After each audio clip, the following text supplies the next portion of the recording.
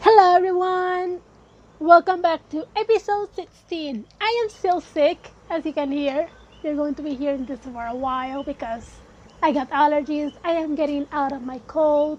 And yeah, it's going to be a rough month for me. I don't know if I'm going to ever get out of being sick. But until now, you're going to have to hear this podcast with this tone of voice, with this freaking voice, and it's annoying, I know. But I am not going to stop talking about the Nationals. So, in your face, you fucking cold. I'm sorry for cursing. Didn't mean to. Anyways, I am still sick, but the Nationals are still leading the wild card in the stats. Rendon is leading the MVP line. Juan Soto keeps on being the Adonis Greek god, and as our Davey Martínez kindly said, boom, puñeta. I'm sorry, it had to be said, it was said. Se tenía que decir y se dijo. Just, his answer was amazing, I'm sorry. I just posted a meme about it, and I don't regret it at all. I'm going to try to make that go viral, so wish me luck. Davey Martínez, boom, puñeta. Episode 16 of Talkin Nats, boom, puñeta. Maria still sick, boom, puñeta. That is going to be the new Washington Nationals slogan. We win, boom, puñeta. We lose, boom, puñeta. Like, that is the new slogan of the Washington Nationals. Had to be said, it was said. Se tenía que decir y se dijo. Nothing else. But anyways, I got terrible news today. I just did this script in 2 days because for me it was a pretty sad week last week because the Nationals lost last week. Puerto Rico lost last week in the FIBA World Cup 2019. And overall for me it was really hard to even do something around my podcast. So yeah, everything again. Rushing to write, rushing to do everything. But here we are. I did what had to be done. And honestly, we are going to be covering all these things that happened. Is the Mets series, which I'm going to be really honest with you, I cried.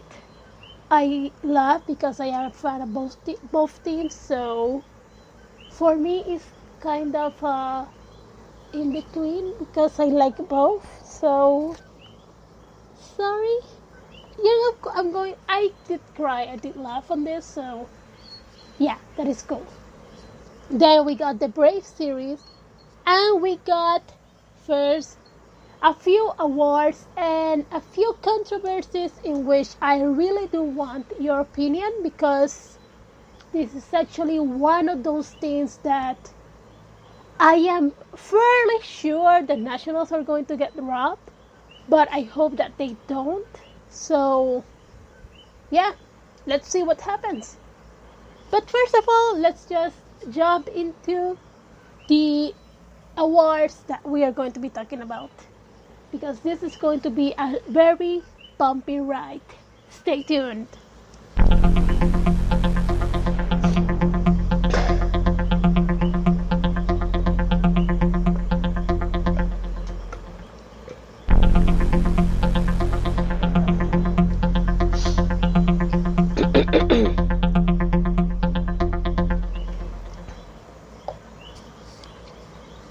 I'm so sorry for that long ass instrumental.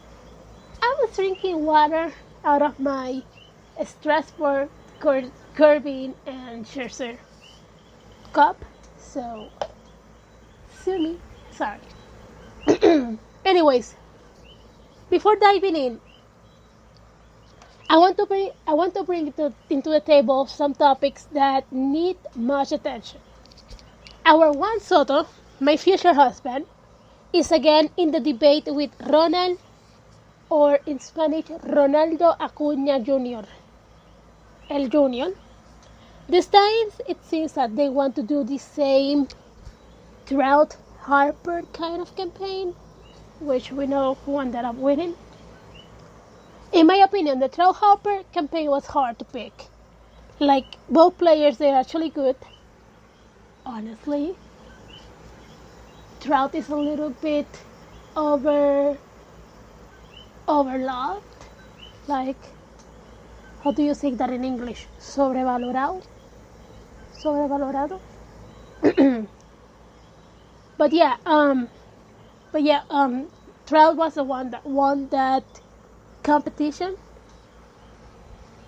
and it was actually because he tend to be a little bit more extra on the offense and a little bit more extra while hitting. So yeah, he won against Harper. But if it was for me, I don't know, I wouldn't know who to pick either, because both of them are really good, and I am not a fan of Trout, but I do see that he's good, that sometimes he gets that leadership spot in the team, and I see that, and honestly that's why I don't have a strong opinion in which, oh, Harper should have won this. No, because I see that both players, they have their ups and downs, and they weight themselves really good. And that time, Trout was the one that won the award. But that aside, Soto Acuña Jr. campaign is more easier than that the Trout and Harper. Soto has by far better numbers. He strikes out the least, less than Acuña, and his on base percentage is actually better. And overall, Soto is getting numbers alongside the Cubs, Mantles, and Nuts in OPS ranks. So he's up there. He's only 20 years old. He's very young, and his numbers just look like they're going to keep going up, and they're going to be better and better and better and better. Right now, let me just give you again his statistics so far right now into 2019. But first, let me give you the ones from 2018, and you're going to compare. On 2018, at 19 years old, he played 116 games. He had 414 at-bats. He gave 121 hits, 22 home runs, 70 RBIs. He was on base, he was given the base 79 times. 79 given bases, like he was given the base 79 times. I actually forgot that number in English, I'm sorry. He got 25 doubles, 1 triple, and his batting average was .292. He got .923 OPS and .517 in slugging. And with these numbers, he was actually robbed out of the Rookie of the Year. In which I'm still saying, yes, he was robbed. Se tenía que decir y se dijo. No discussion on that. And his statistics right now in 2019 with 20 years old are 130 games, 81 at-bats, 98 runs, 143 hits. He got 32 home runs. he got 100 RBIs, 88 times he was given the base, and 28 doubles, 5 triples, and a batting average of .297. Again, 982 OPS and 576 slugging.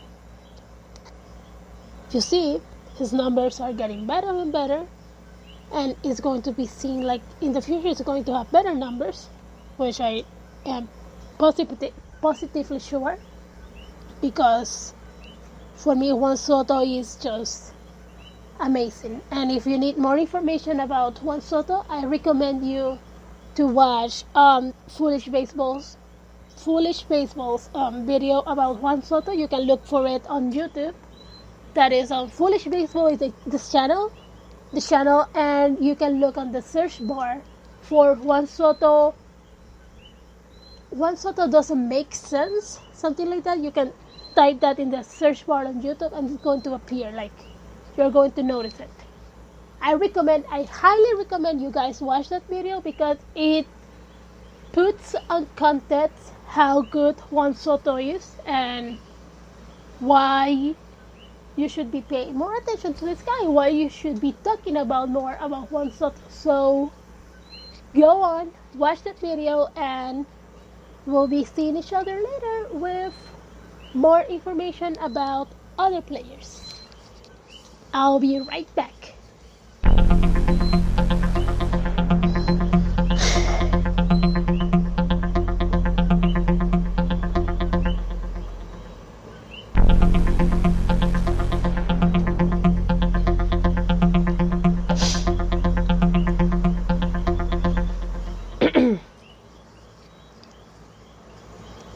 Okay, so another player that is doing his way onto the top is Anthony Rendon, the Mexican of the Washington Nationals.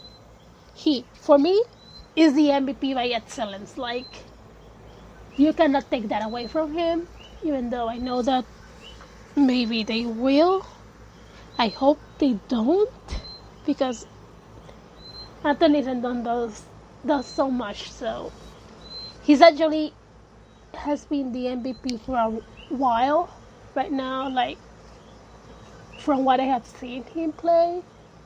For me, he's MVP material ever since. Like, he and Soto, they are both MVP material. So by far out of anyone, out of Arenado, which I actually have a love-hate relationship with him, out of Mike Trout, out of Harper, Rendon and Soto are MVP material. But the one that is leading the MVP list is Anthony Rendon, so we're going to be doing a little bit of refreshing about his stats so far. Right now, he has 32 home runs. Like, this is what he has, with what he's currently leading the stats right now. These are the numbers that he's leading with. 32 home runs, of 114 what did I write there? Oh my god. Oh, yeah. 114 run battle in. I forget. I actually don't understand what I wrote here. I'm so sorry about that. I'm going to be posting these stats right on the comments, so look for that on YouTube. And I am so sorry. Sometimes I just write stuff and I don't understand pito alguno. Or what the fuck did I write? Anyways, on that 114, he's tied with Freeman, and he got a 1,053 OPS and an average of .338. And actually, hopefully, he will get better numbers as the games go on. So we'll see. I think for me that Rendon has a high chance of winning the MVP award. So hopefully